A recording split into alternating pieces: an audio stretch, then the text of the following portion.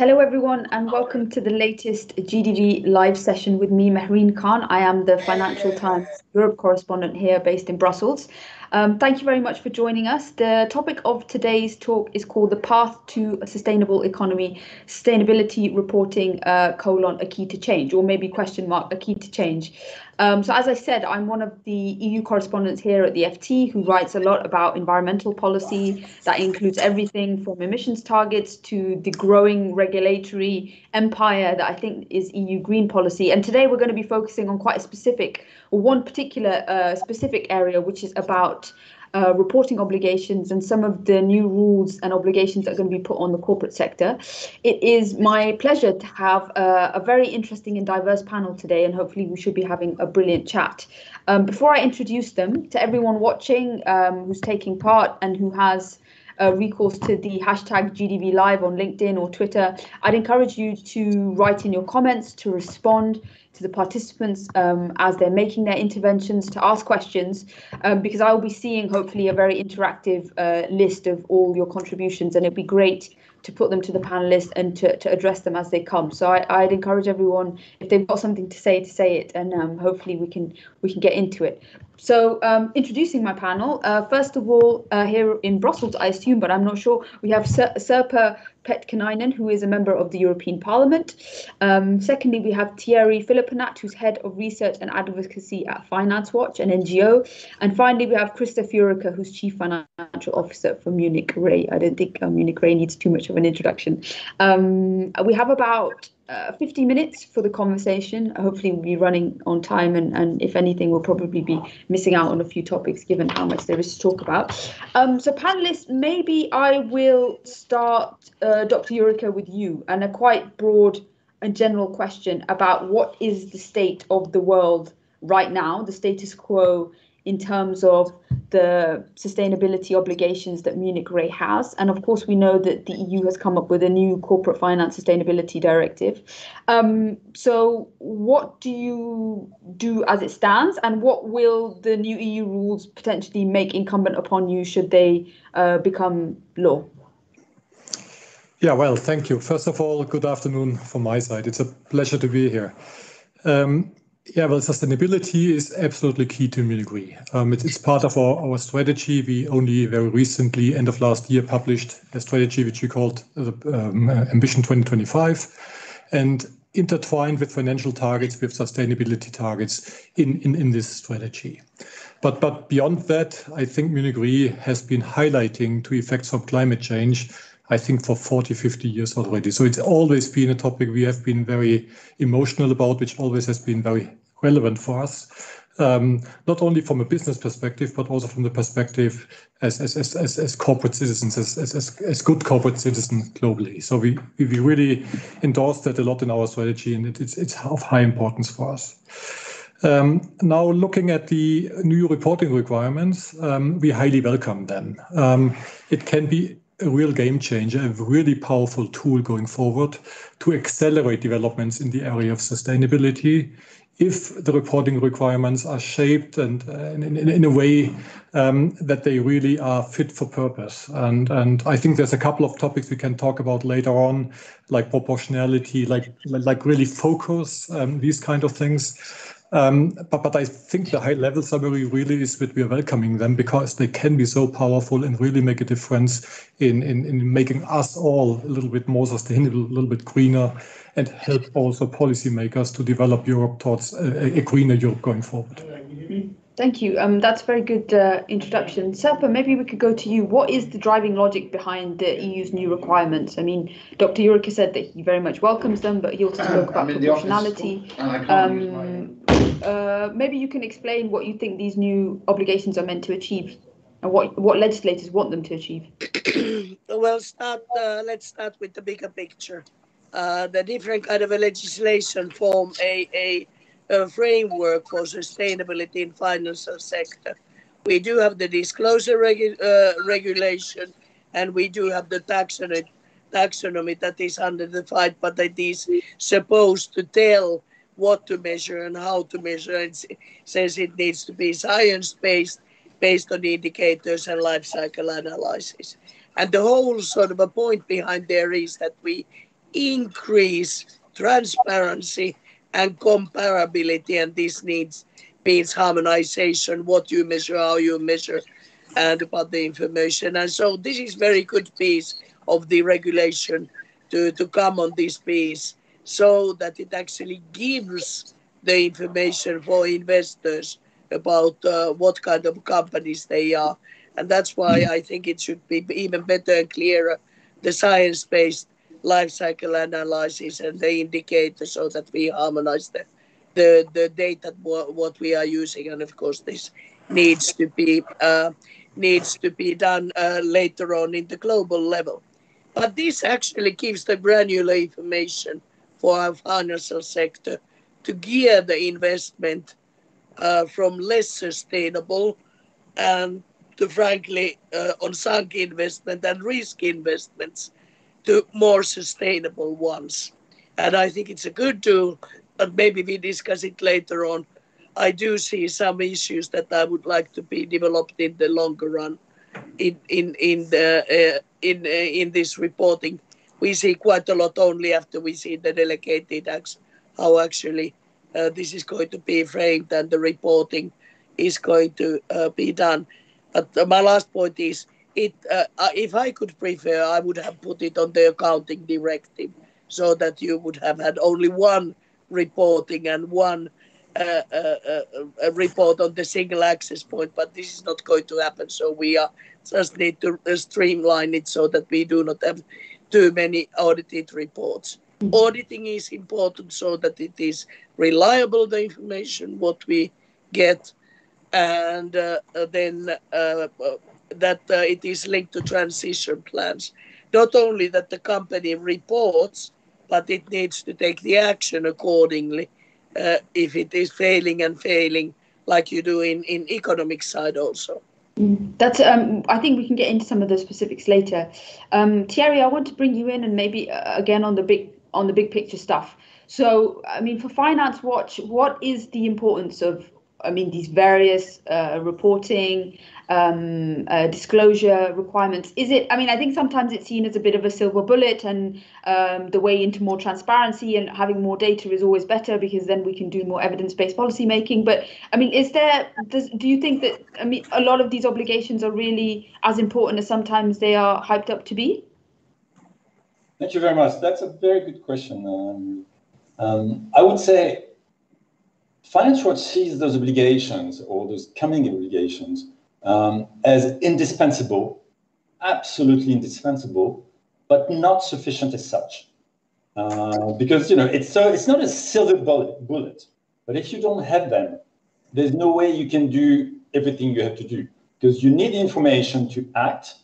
And in particular, in the EU context, where we think in the EU, not only the EU, but certainly in the EU, in a double materiality logic. And as we know, double materiality is financial materiality, i.e. outside in impact or financial materiality. What's the impact on the account of companies, but also environmental or social materiality. In other words, what's the impact of the company, whether financial or non-financial, on the outside world. And this is indispensable, because if you don't have that information, you cannot do everything. To be more complete, but I'm not starting on the other things, because we would need 5 hours, not 50 minutes. The other dimensions in Finance Watch's view is the sustainable corporate governance that needs to come. In other words, what are the incentives and the obligations of directors, managers to act in a sustainable manner? And we're all human beings, so we need incentives and sometimes obligations. Okay, so that's called sustainable corporate governance.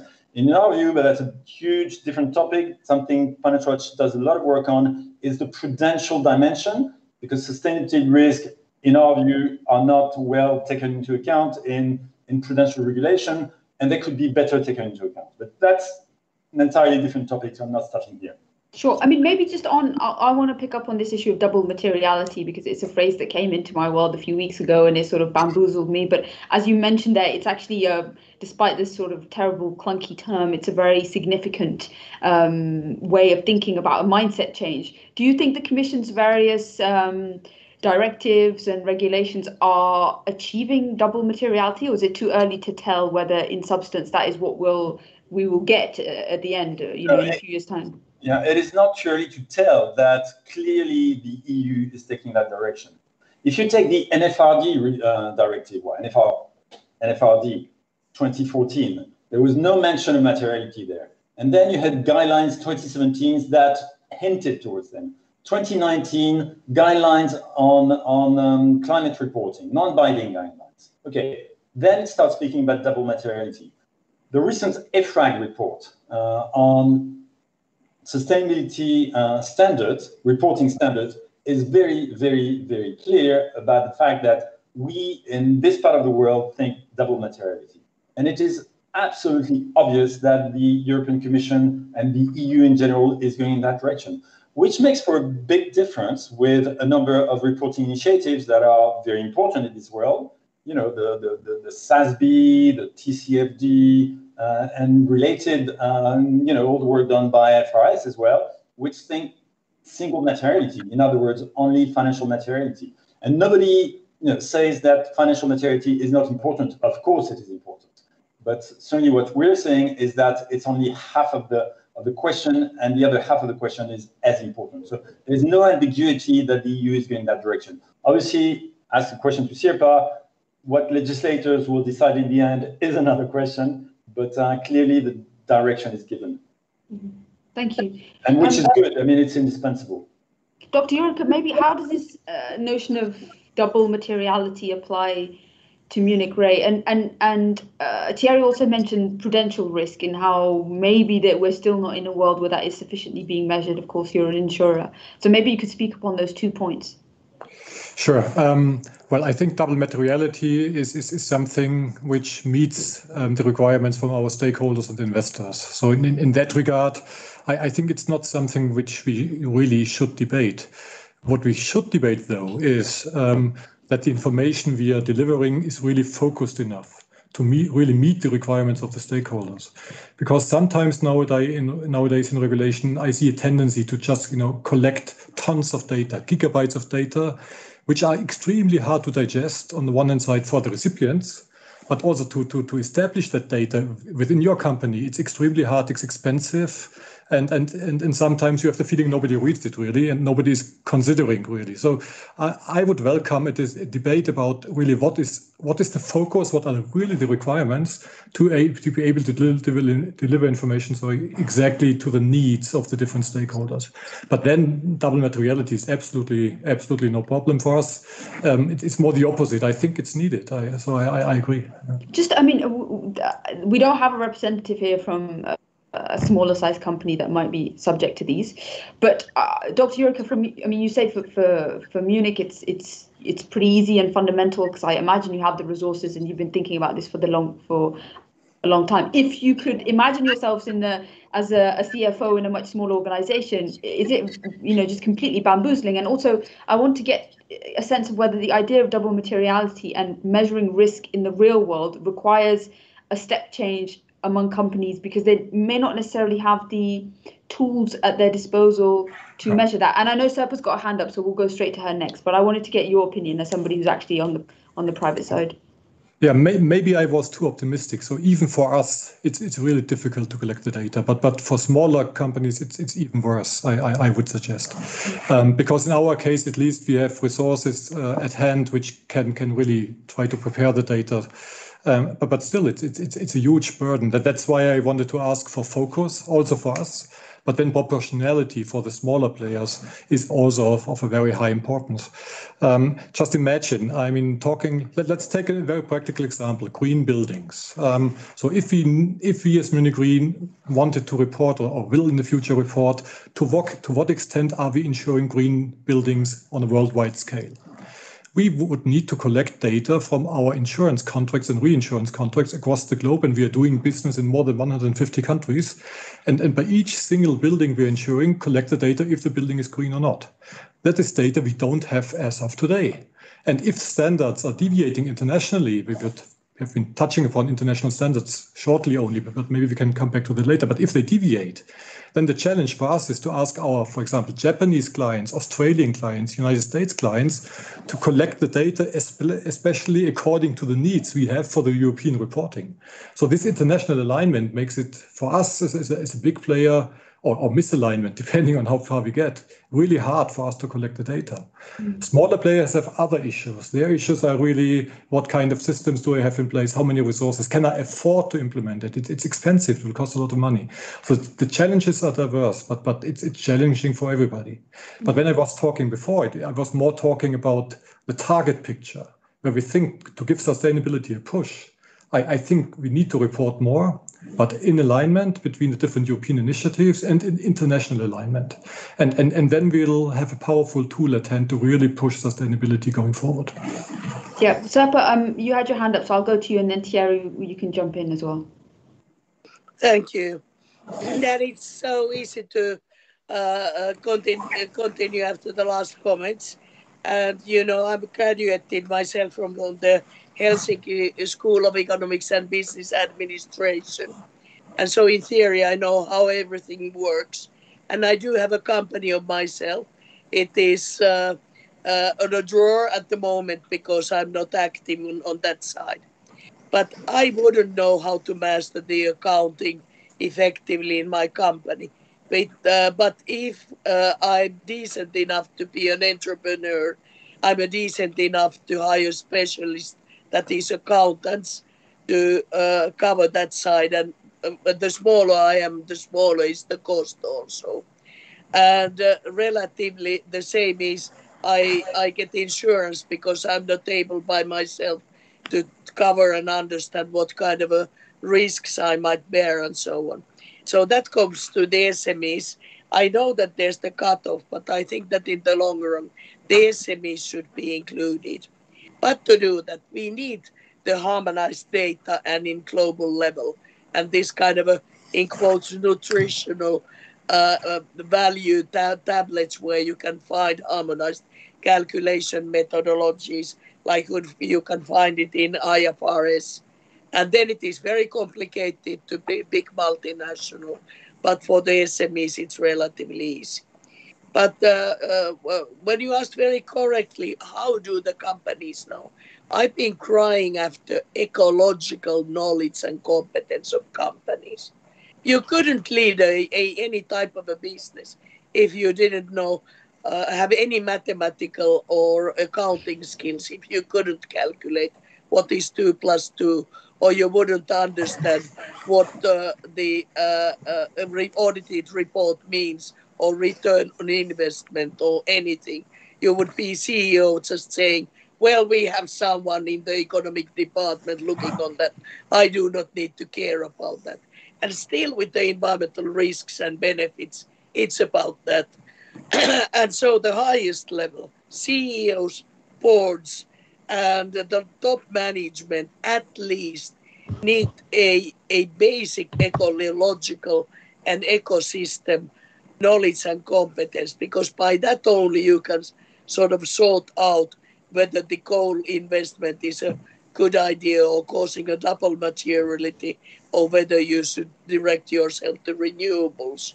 And that already solves part of the problem. But if you do not have that, none of the statistics or databases or consultancies are going to help you.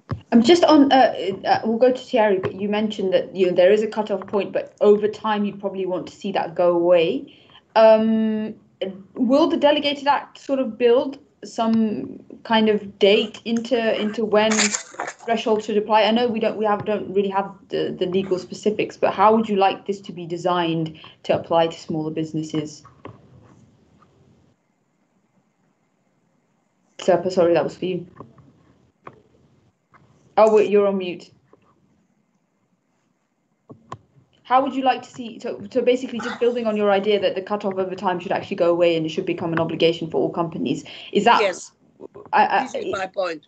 How would that work legally? Would that just require updating the legal text over time? Because you think that, and do you have a time frame in mind for after which these exemptions should be phased out gradually? Well, I think we'll go now as it is, but then in the longer run, let's say 5 or 10 years, when we have developed the data space and methodologies that are easier to apply for SMEs, because you can't throw them out there on the cold right now. You should gradually phase it out by lowering the limits, and now you would need to start with those SMEs that are in risky businesses, as was the Parliament's position. And then in the longer run, it should cover all. And with that, the same logic that I said, that accounting is compulsory to basically to everybody. And then the smaller you are, actually, the easier is the task. If you are a small bakery, you just need to know what kind of water, what kind of energy you buy, and where do you buy your flours and other ingredients. Sure. It isn't that difficult to do. Okay. Well, Thierry, what do you think? Is it that difficult to do? It's a lot of work, but it's indispensable and it should be done. And one thing that is really important on this topic, and that relates to a point that was discussed just before, is the question of difficulty and burden of reporting for, in particular, SMEs.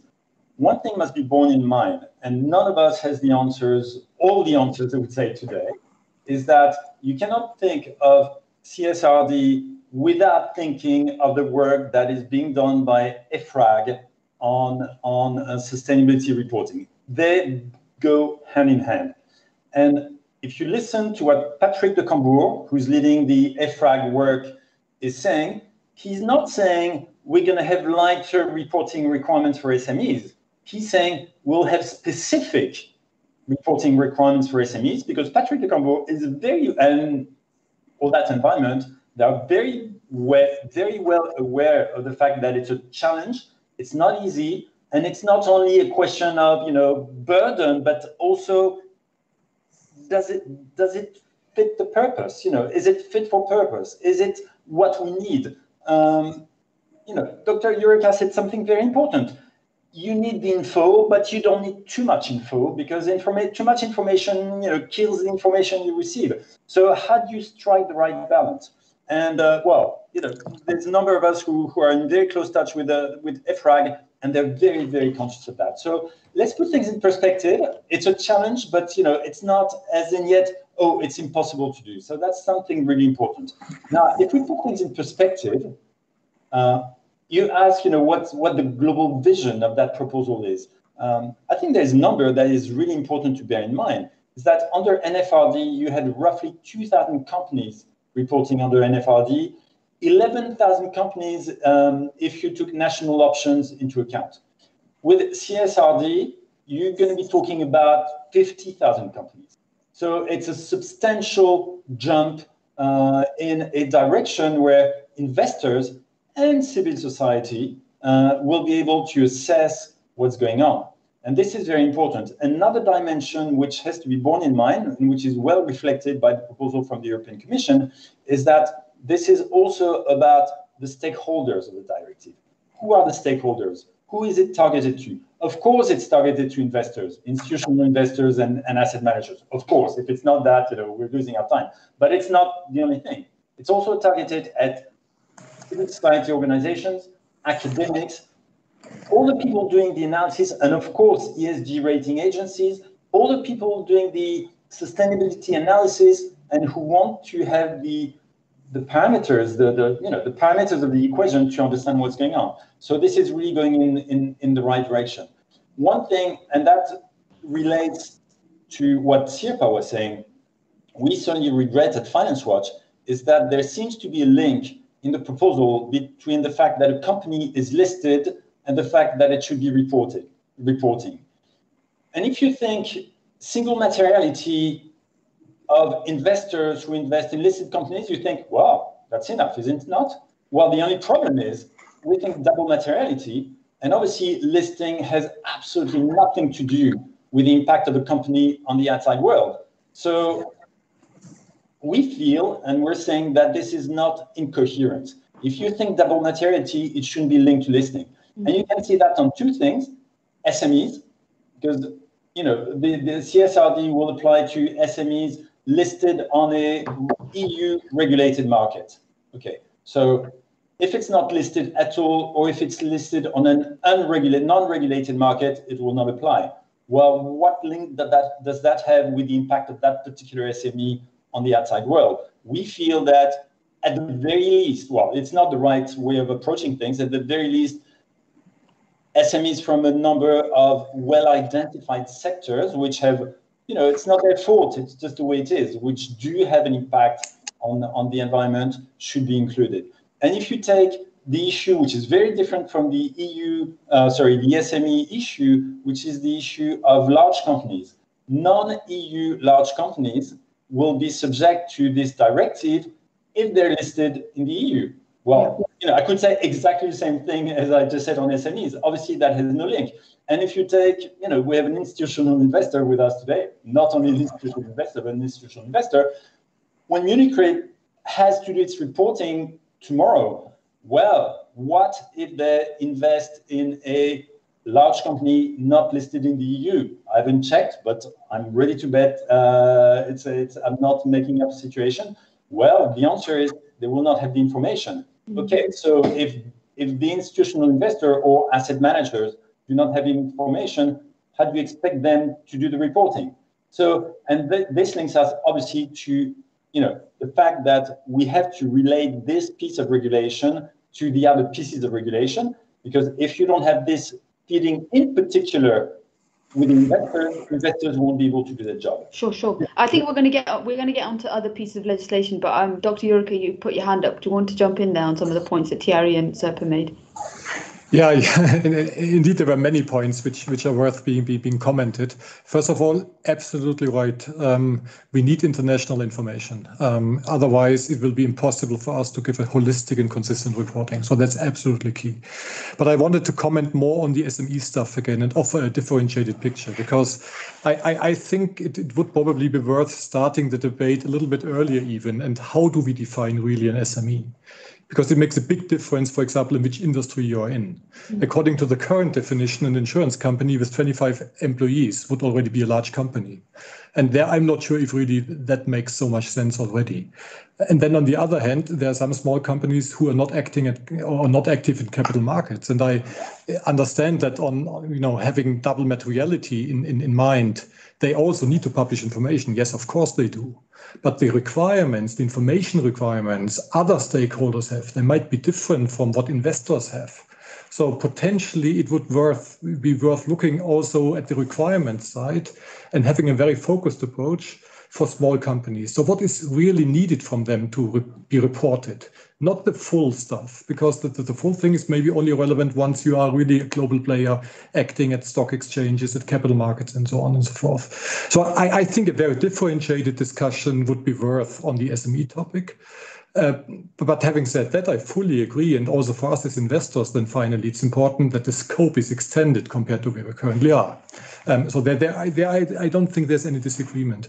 But I think asking them to do everything like what we have to do would not only be overburdening them. I also do not think that there is any external party really interested in that amount of information by smaller players. Sure, thank you. Serpa, I know you had your hand up on this point, but we've also got a comment from Lucas Silippo, who said for double materiality, I think he meant for double materiality to count, the inclusion in the accounting directive would be paramount. Obviously, Thierry mentioned that we didn't manage to get inclusion into the accounting directive. Is this something the Parliament pushed for? Did the Parliament have a position on this? And do you think it's also a bit of a wasted opportunity that we're not doing it inside the existing legal strictures that exist, but through something else? And does that, in some sense, almost lessen the impact or perhaps water it down to some degree?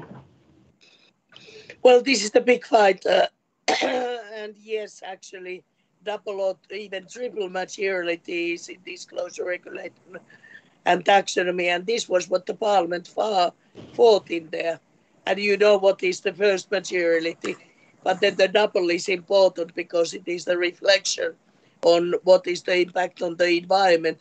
But the triple actually is even more important. It's the existential level. That means that if you are either part of the problem or part of the solution, And this is what we are lacking still. We are talking about the green end, but we should be talking about the risky end. And so if you are part of the problem and climate change is going to destroy our living planet and economy, causing tenfold COVID-19 costs within 15 years, certainly this is an economic risk, and this is the triple materiality. So yes, this should be stronger. Then 3 very quick comments. Sorry for consuming so much of the time. Yes, I think there needs to be the proportionality. But isn't it in the accounting already? You have the account map of thousands of different classes, and the small company or the dairy company doesn't use the same as a advertisement agency to pick up. The second point is that if we exclude SMEs, that actually sort of deprives them for showing them that they are sustainable and good. So it is not only sort of getting them away from excessive administrative burden, it is getting them away from funding and creating funding sources. And last but not least, I hear quite often that no, you can't ask it nowadays in the complex world SME to do that, because let's see that I'm importing gadgets XYZ from China, India, and wherever. I can't sort of trace down what kind of plastics and emissions and workers' conditions in these tens and thousands of chains are included. Then my question is very bold. Should you consider not using that kind of sources? You do not have even the slightest clue if they follow EU chemical regulation or how they treat their workers or any that matter. And that might actually have, and it should have, more fundamental sort of a suggestion, a bit more than a hint. Do only what you know.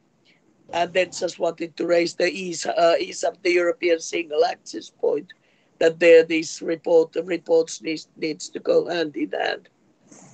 Yeah, I just want to quickly follow up before we get onto a different topic about the political dynamics in the parliament. You've obviously said the parliament has been pushing for various things, but where do the majorities in the parliament lie on this? And are there any particular groups or families that you think could be standing on the other side of this debate that might become influential as we get down the process of approving delegated acts? If I say what was the parliament's report, I would say that the majority, and that includes my own party, EPP, lies on the side of extending the reporting scope to SMEs in certain sectors and taking that even further in the then upcoming reviews, but not extending it totally at the moment. Yes, there is SME-related SME group, and sometimes I hope that there would be 2 or 3 SME groups that sort of relies very heavily on beliefs that this is administrative burden, impossible to do, and going to exclude SMEs out of funding and possibilities. And as you can hear, I totally see that the case is vice versa. So there's a lot of this kind of understandable, but sometimes not acceptable lobbying, and that has an impact to Renew, EPP, ECR. An idea I would assume is in generally against of extending any European regulation in this or other fields. Okay, maybe we can come on to now some of the interactions between other pieces of legislation, and the one that I probably spend most of my time writing about, the one that gets most attention from FT readers, is the taxonomy. And the taxonomy is sort of taken on a very important status, something of a totemic status, I think, among people, investors, people in the world of finance, as setting a sort of gold standard of categorization on what activities are supposed to count as sustainable or not, and obviously getting rid of greenwashing. Thierry, maybe I can go to you to get your views on what the taxonomy is supposed to achieve. And one of the things that does, I think, happen is the taxonomy has attracted a lot of attention to the point where perhaps some of the things we're talking about today like CSRD and the non-financial reporting directive and other obligations get proportionately less attention, at least in the press or even among policymakers and in the European Council or the European Parliament. How do you see the two of them interacting? And is the debate on the taxonomy, which has got very political and very politicized, could it potentially spill over into some of the things that we're talking about today? I hope it does. I hope it does, because if it doesn't, it means that you don't relate the two. And obviously, this is really a chicken and egg situation, because what's the taxonomy? Sorry for saying something that the vast majority of people listening to us know, but taxonomy is a classification of economic activities that can be considered as sustainable or not sustainable. And obviously, we have an environment taxonomy with 6 environmental objectives. And then it's in the making. Potentially, there could be a social taxonomy and a taxonomy of harmful activities. But that's in the making.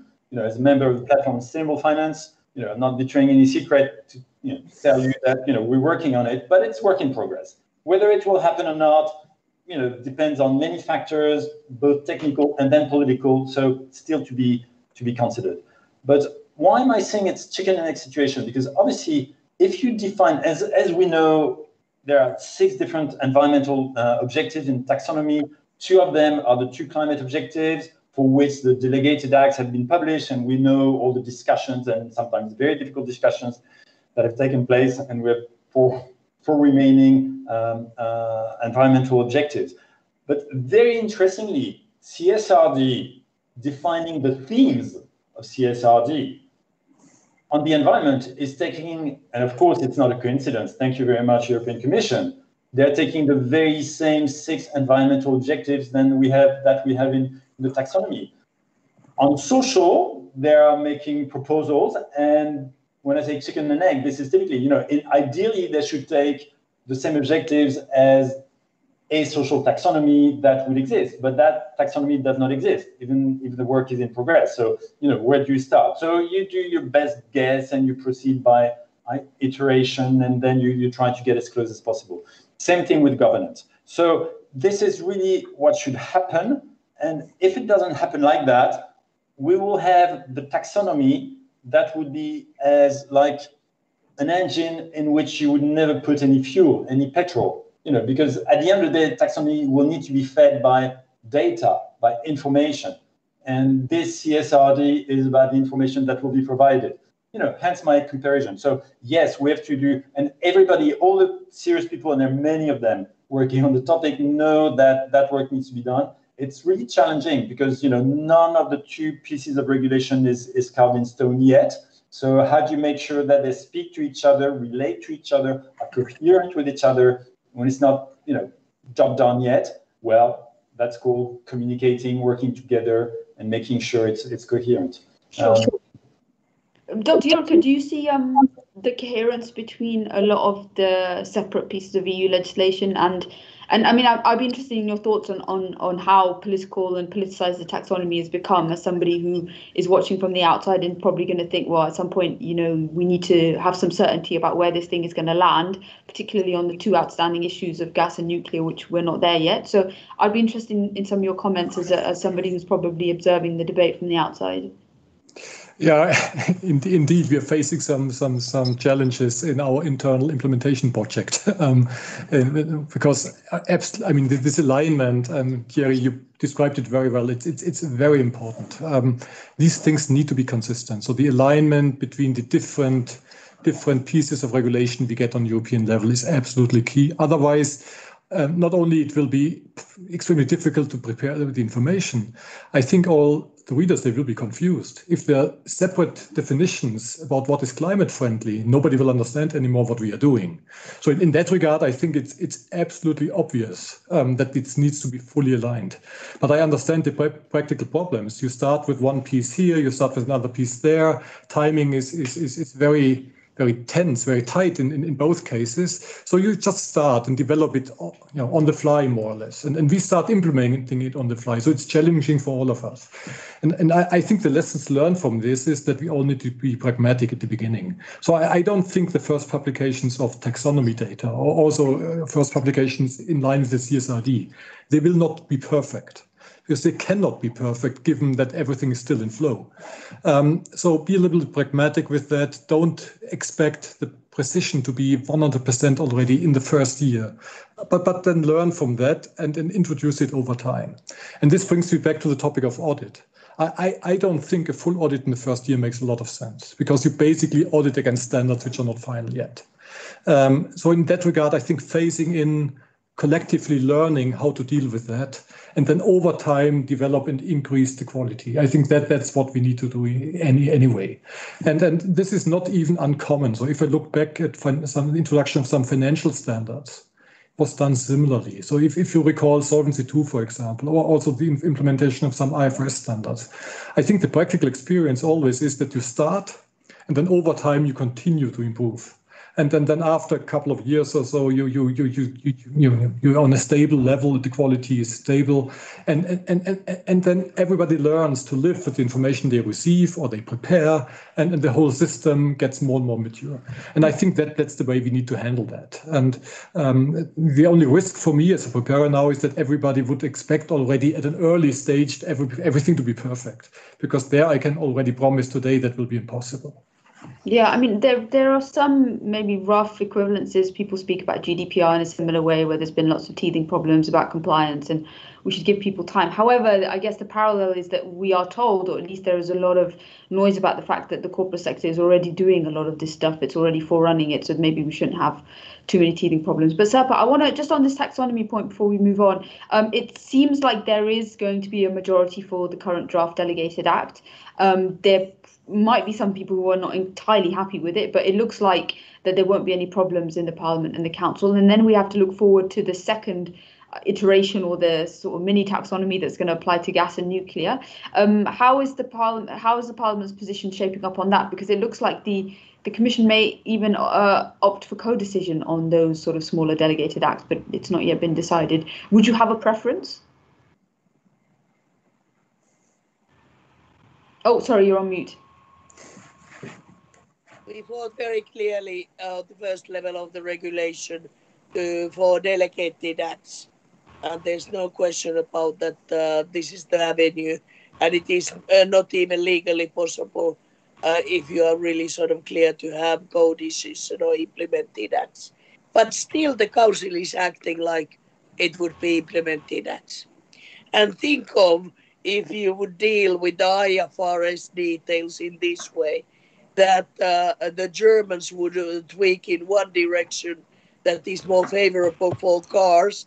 The Finns would tweak very heavily another direction that is favorable for forests, industries, schemes, and the Poland in one direction. And then we will just see where the political compromises lie. And quite often it would be, let's favor everybody, and who cares about the economic stability and profitability. And this is exactly what is happening with the taxonomy. It has, and we have to remember, it has only the first little part. We still have the rest of the climate, then the biodiversity and all the six. And already now, I think it is pretty close that someone could sue the Commission that the delegated acts are not in line with the first level of a regulation that says substantially better, science-based, and based on indicators and LCA. And this is totally political haggling. And going to gas then back is other elements in this first pack are okay, but the forests with the reference that if you follow legislation, you are substantially better and you are supposed to be green. Then what is going to be the implications for the gas? Can be a gas pipe a green? Really? Yeah. Some parts of the gas when it is in consumption of renewable energy, yes, but the gas pipe and transforming from solid fossil to gas as the major energy, no. and that goes to nuclear, that was set aside totally. And if we sort of set some parts the bar too low, what are the implications to the next level? And already the forest levels are now lower than some of the existing market practices.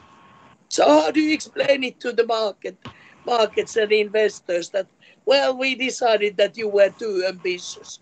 And then what is the solution? And this is, I understand very much the logic, let's improve it on the road or on the go. But it's not very nice for investors to have new tighter rules every 5 years and say, just kidding, the gas pipe actually was not a green investment. Sure. Please delete. Yeah, I mean, I guess also we end up in the strange position where we knew the gas lobby was going to be lobbying for gas, but it ended up being, as you know, your home country, Finland, with Sweden lobbying quite heavily on the forestry line. Just a quick comment. Shame on us. Well, a lot of people would say that. A comment from Monica Siebold-Bender, who I think is talking about the SMEs issue as well. And she says, I absolutely agree. We have to start and to learn. So I guess, let's do this as soon as possible so we can get better at it.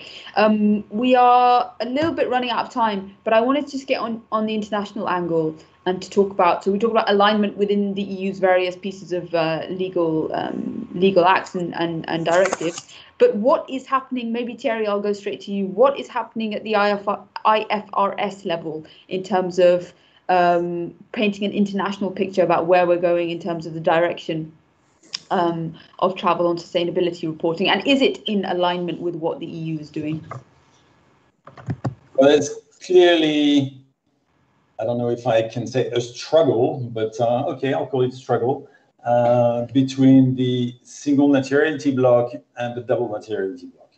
And IFRS, by the way, is supported by IOSCO, which is not negligible, is going in the single materiality direction, along with SASB, TSFD, and the EU double materiality. So we have those two blocks, and obviously those two blocks are technical.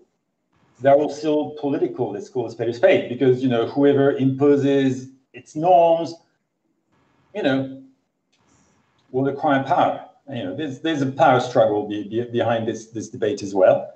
And the other dimension, which is really the dimensions that I would say we technicians should be very interested in, is whether the single materiality approach is an entirely different approach from the double materiality, or is it a sub-part of it?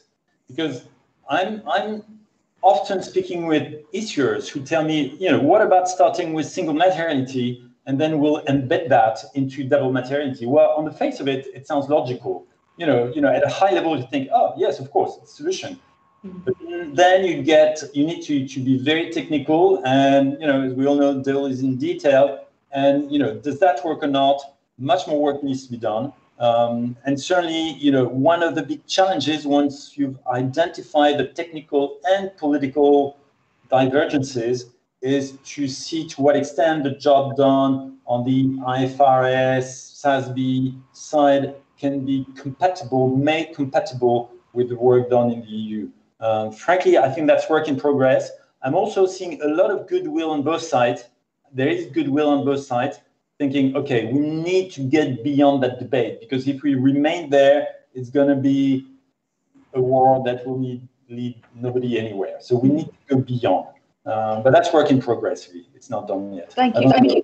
Christophe has a view. Yeah, exactly. Dr. Jurka, I might give you the last say on this because we're running out of time. But is there a danger that because of the direction the IFRS is pulling in, that we could end up in a lowest common denominator world rather than aiming for the highest possible standard? Is that a risk? It's a big risk. I mean, if you imagine if there would be no alignment, it would just mean we duplicate or triple, or to what extent ever we multiply the reporting.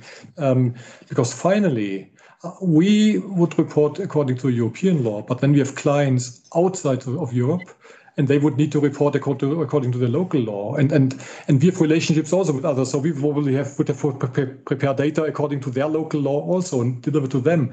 So it would really multiply our effort. And I think it would confuse everybody, because how do you interpret sustainability KPIs according to one jurisdiction versus the other jurisdiction who nobody will understand the differences from? So I think, therefore, it's most important that we have one common global language on sustainability. That's what we need. And all the other things are technicalities, in my view, because we need this one single language. Yeah, I think that's a brilliant note to end it on, and it's bang on time as well, which means I've done my job as a moderator relatively fine. But thank you very much. I have learned a lot from this discussion, definitely. I mean, as someone who, again, has to flit in and out of various types of, green reporting, this has been very good for me to get a handle on some topics. So I hope the people listening also gained a lot from it. And thank you for everyone who sent in comments. So my last task is just to thank everyone on the panel. Thank you, GDV, for having us all and for giving me the pleasure to moderate. And hopefully stay tuned for the next GDV live event. Thank you, everyone. Thank you very much. It was a pleasure. Thank you. Thank you. Ciao. Bye-bye. Bye-bye.